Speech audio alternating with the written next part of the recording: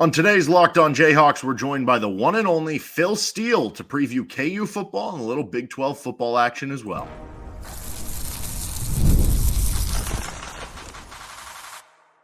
You are Locked On Jayhawks, your daily podcast on the Kansas Jayhawks. Part of the Locked On Podcast Network, your team every day.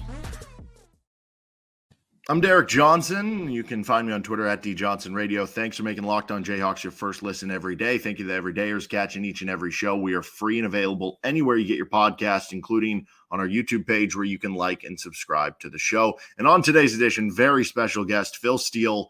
You know him by Phil Steele's Magazine, the College Football 2024 preview. We got our copy right here. We're ready to go. We got our Midwest version of the cover here with Jalon Daniels on it and everything. And super excited to have Phil on as we preview KU football and a little Big 12 football. This episode is brought to you by Gametime. Download the Gametime app, create an account, and use code LOCKEDONCollege for $20 off your first purchase.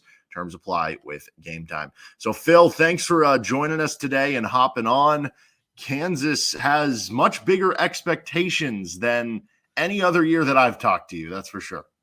Yeah, and I tell you, it's a lot more fun talking about Kansas football right now as we've done this show for some time, Derek. It's always I always used to pick Kansas last in the Big 12 and then move on.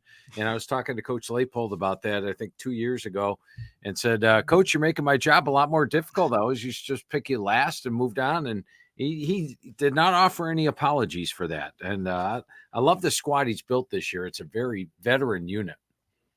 Well, and when you look at the predictions right now, you have them forecasted for picked tied 7th, which, you know, some KU fans might think, oh, that's a little bit low. But read the whole thing, because if you go to the end, because based on how I'm kind of interpreting this, the biggest storyline of the season to me is how healthy will Jalon Daniels be.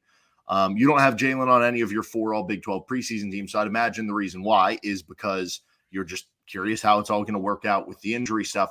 But you mentioned at the end of one of the pages that if Jalon was healthy, this team can contend for a Big 12 title, and that 2 of your power ratings are actually calling for double-digit wins. So in your estimation, like, just how much of a difference in terms of a win total are we talking? Like, what is a range of wins versus a healthy Jalon Daniels versus a non-healthy Jalon Daniels? How does that affect things this season?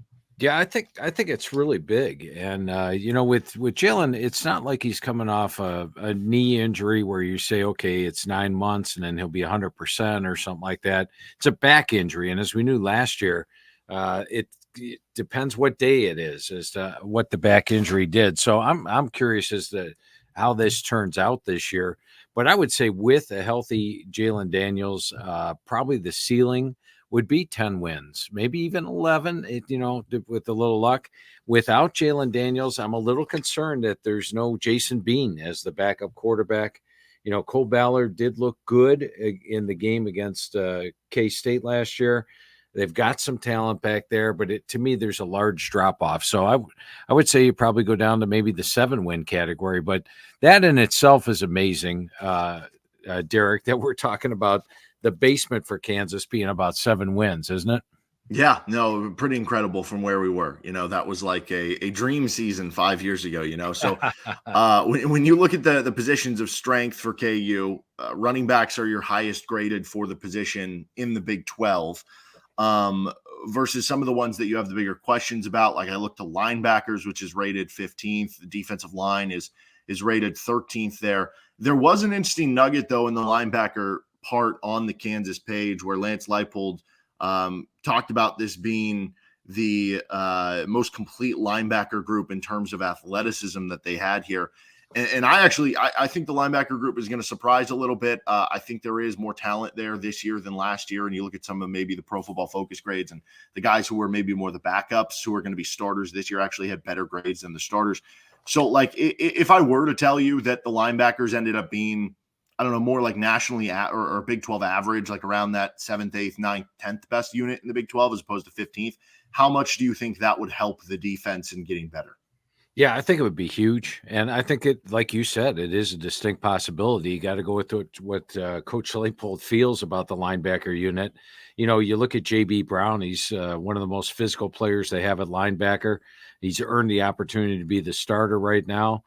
Wheeler is another guy that, as you mentioned, had a good season as a backup last year. He's more of a downhill linebacker, which I like, especially coming up in the middle at 230 pounds. And they've got some depth with like a Berryhill back there, a guy with starting experience. He started 13 games in 2022, and he could also vary as a pass rusher. So good talent there. And, the one thing about Lance Leipold, this guy builds defenses, and you go back to 2021, his first defense, they gave up 42 points per game. Then in 2022, 35 points per game. Last year, 26 points per game. And we saw what he did at Buffalo as well. That's got to have you excited if you're a Jayhawk fan. Yeah, for sure. I mean, if they can creep that up a little bit more, that would certainly be helpful. Overall, what is your biggest, question or concern that Kansas is going to have to answer if they are going to want to, compete for a Big 12 title? Well, I think this is a team clearly capable of competing for a Big 12 title, because when I remember what I do with the coaches when I talk to them and my conversations, I send them over my team pages. I have every player on them.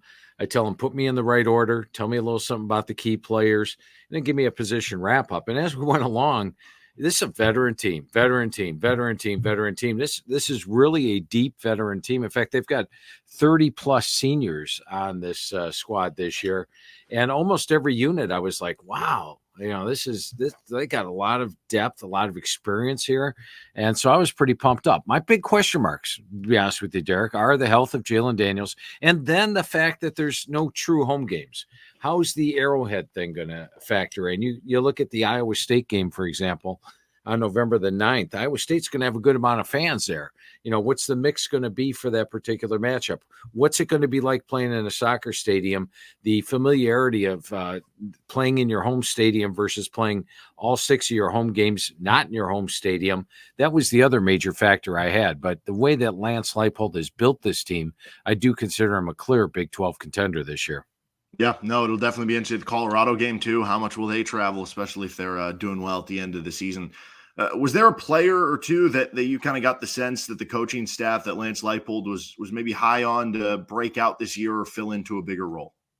Yeah, I'm going to go. Let's start with Quentin Skinner. He was the number 3 receiver last year, but he's got a chance. I mean, he is 6'5", 195, and I think he's special. He makes 50-50 catches, more like 80-20 catches, makes the highlight plays, the big catches. I think you're going to see him, after being the number 3 receiver last year, really emerge this year. And that becomes interesting.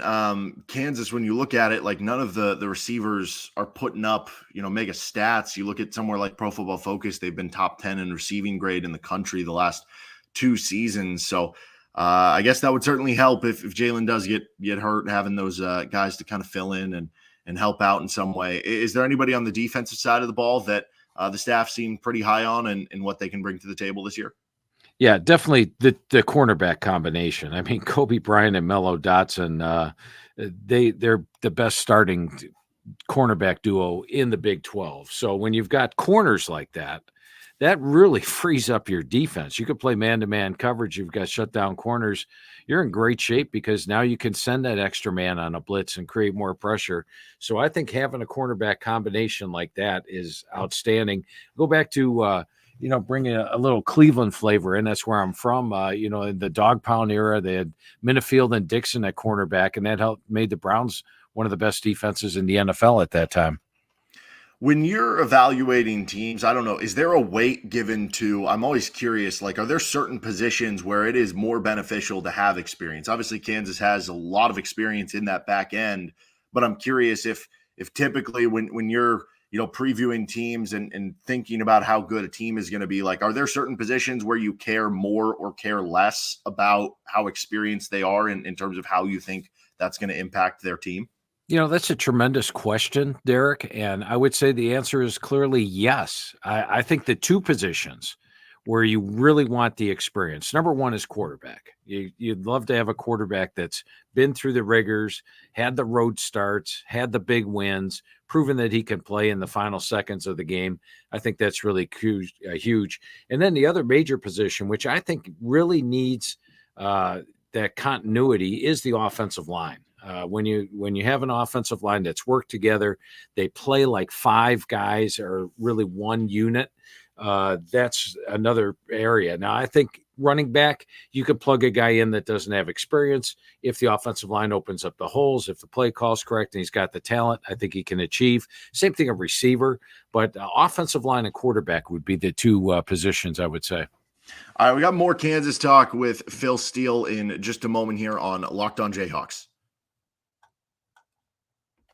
This episode is brought to you by Gametime, an authorized ticket marketplace of Major League Baseball, which makes getting tickets faster and easier. Prices on the Gametime app actually go down the closer it gets the first pitch, with killer last-minute deals, all-in prices, views from your seat, and their lowest price guaranteed. Gametime takes the guesswork out of buying MLB tickets. Pretty soon, you're going to be able to buy college football tickets. You can get their zone deals where you can save even more when you choose a section in Gametime, and you just let them choose the seats. All-in pricing, you can toggle that feature so you don't have any surprise fees at checkout. Take the guesswork out of buying MLB tickets or whatever tickets you're going for with Gametime. Download the Gametime app, create an account, and use code LOCKEDONCollege for $20 off your first purchase. Terms apply. Again, create an account and redeem code LOCKEDONCollege, LOCKEDONCOLLEGE for $20 off. Download Gametime today. Lowest last-minute tickets, lowest price guaranteed. All right, continuing on with Phil Steele. You can give him a follow at Phil Steele042 on Twitter. You can get his actual magazine, which you can order online. It'll be shipped. They have it at Barnes & Nobles. I just did the online shipping because then you get the digital version as well, where you can access wherever when you're on the go. So check that out, and thanks for joining us here on Locked On Jayhawks. More KU talk, then we'll get into some Big 12 talk with Phil. So one thing that I find is interesting for Kansas is the schedule. Obviously they avoided Arizona and Utah as part of the schedule. And when you look at last season, so I was intrigued by, honestly, the most Kansas and West Virginia. Last season, West Virginia, I think, only played like one or two of the schools in the top 7 or something like that of the Big 12. Kansas, on the flip side, played 6 of the top 7 in the Big 12 a season ago. Now this season, Kansas only placed 3 of the projected top 9 by the Big 12 media preseason poll. So how impactful do you think that could be? Like, just the schedule maybe working out in KU's favor a little bit in terms of where they finish in the league this season?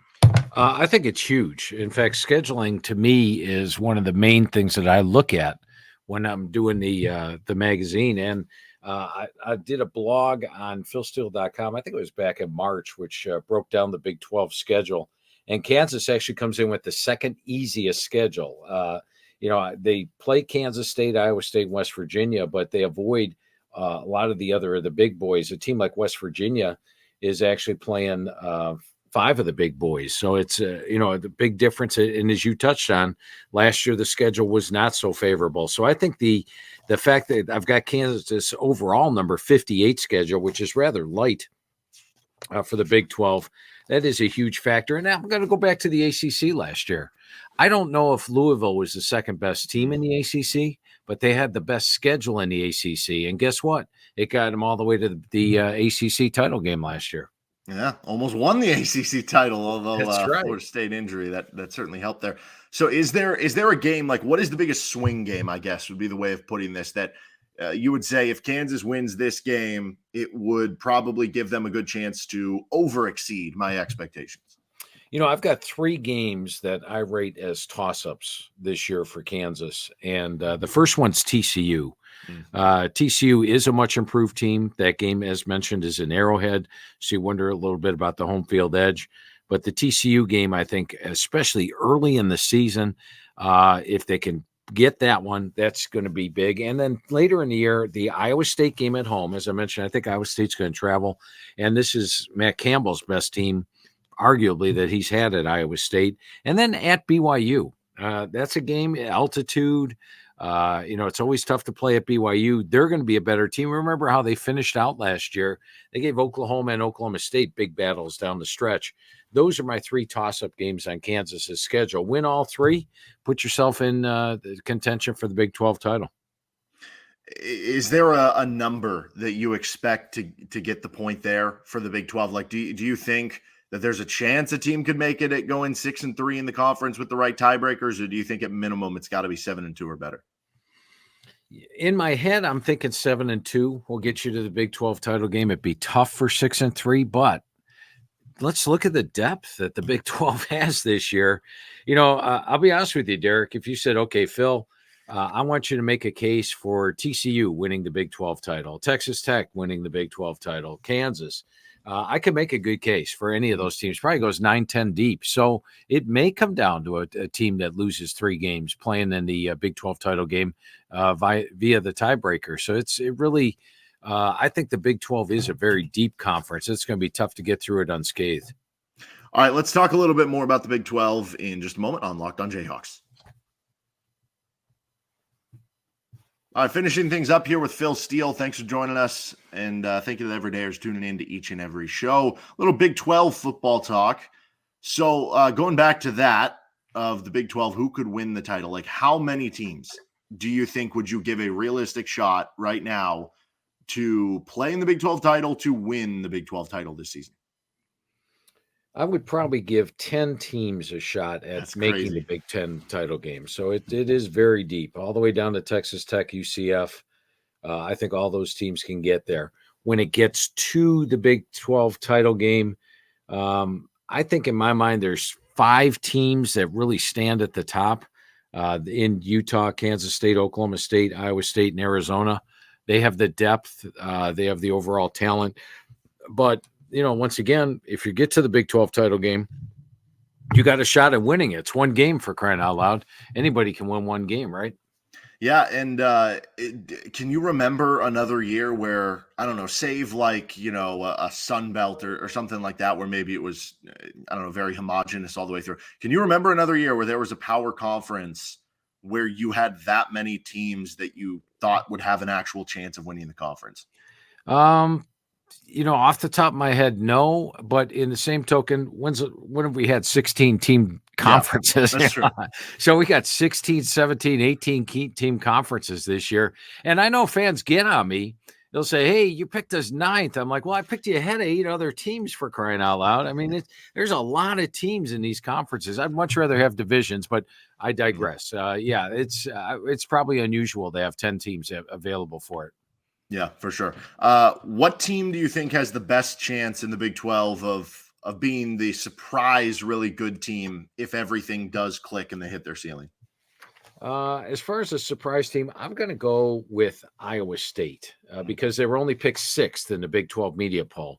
But I got to tell you, I've been talking to Coach Campbell all 13 years. He's been a head coach dating back to Toledo, and went over the entire team with him.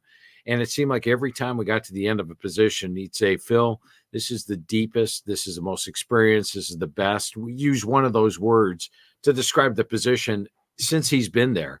And I sort of brought it back to 2021. Remember in 2020, this team finished number 9 in the country. They had a lot of talent. They had a lot of returnees in 2021, but they also had the burden of the hype. They came in number 7 in the AP poll at the start of the year. Everybody patting them on the back, saying they could be a national title contender. And they lost a lot of close games that year. They lost by 2 to Baylor, 7 to West Virginia. I mean, almost every single one of their losses was a single-digit loss within 7 points. So they were much better than their overall 7-6 record. But I think the burden of expectations weighed them down. Well, this year, they are a very talented team, top to bottom, and probably more talented than the 2020 team, which finished number 9 in the country, or 2021, which didn't live up to expectations, except they don't have the expectations coming in. They won't be in the preseason top 25.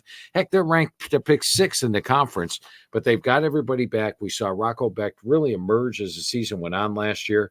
They've got the receiving core with Knoll and Higgins. The offensive line has continued to improve each year. Defensively, they're always great, and they've got NFL caliber guys there. And the special teams are improved as well. And then you look at their schedule. They do have to play West Virginia and Utah on the road, as well as Kansas. But the Kansas game is in Arrowhead at a neutral site, which lessens the home field edge. And the rest of the games, the tough games, they get at home. So keep your eyes on Iowa State. So I remember I asked you this question last year. I asked you to give me the most dominant position group in the Big 12. And I think you you didn't go for the flash. You went for the substance. I think you went for the Texas offensive line last year, and that worked out really well. Texas went to the playoff. I mean, that offensive line, they were road graders. We saw it when they played against Kansas. That was certainly a good selection there. I'm looking at the Big 12 unit rankings right now in the magazine. You know, some of the ones that come up at number one at their position. You've got like the Utah defensive line, for instance. You've got the running back group at Oklahoma State with Ollie Gordon and the Oklahoma State offensive line. You've got, linebacker unit for Oklahoma State again, which kind of shows their depth, the DBs at Kansas State overall. When you're looking at the top position group or maybe the most dominant position group, what do you think could be that best position group in the Big 12 this season? Yeah, I'm actually going to go with Utah's defensive line. Okay. And this has always been a strength for Coach Whittingham. He always has a great defensive line. They just, I don't know where they find these guys, but they're always deep. But when you look at it this year, he feels they have a legitimate 7 guys at defensive end that can contribute. So right there, you're going deeper than 3 deep on the defensive end spots. And inside, you've got Tafuna and Tanavasi, 2 big 300-pound guys that are tremendous. I think Tafuna's got NFL potential.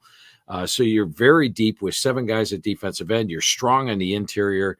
And defensive line is where Utah's won a lot of games in the past. So I'm going to go Utah's defensive line as my top overall unit in the Big 12 this year. Last question I have for you. We know that whoever wins the Big 12 will have a great chance at making the college football playoff with the new format. Is there any chance that 2 teams from the Big 12 this season makes the CFP? It's going to be tough. Just be completely honest with you, Derek. I think when you take a look at it, you know you're going to have the ACC champ, the Big 12 champ, the Group of 5 champ, and Notre Dame. Let's put those 4 in. And then what about the other 8 spots? It could be 4 or 5 SEC teams and 3 or 4 Big 10 teams. But I think if a team's going to get there, you're going to have a loser in the Big 12 title game, which adds another loss to your resume. I think that a Kansas State or an Oklahoma State or anybody that's playing a Utah has to come in with 1 loss and finish with 2 and have a good Big 12 title game to get that second one in. Because other than that, if you come in with 2 losses, lose a third game, now you've got 3 losses for the runner-up in the Big 12, and you're going against the third team maybe with 3 losses in the SEC, and I think they'll take a look at the strength of the schedule. So just being completely honest with you, tough but possible. Okay. Well, Phil, I appreciate the time as always, man. I'm going to let you get back to it. Great work as always on the magazine this year, and thanks for stopping by. Hey, Derek, a lot of fun talking football with you. Enjoyed each and every year. And, like I said to you off camera at the start, I think it's a lot more fun talking Kansas football right now. Coach Leipold's doing a phenomenal job. Yep, certainly, and look forward to hopefully having you on next year as well. Thanks again, Phil. Thanks. All right, that was Phil Steele joining us here on Locked On Jayhawks. That'll do it for today's episode. Make sure you're liking and subscribing to the show on YouTube or wherever you get your podcasts. See you next time with Locked On Jayhawks.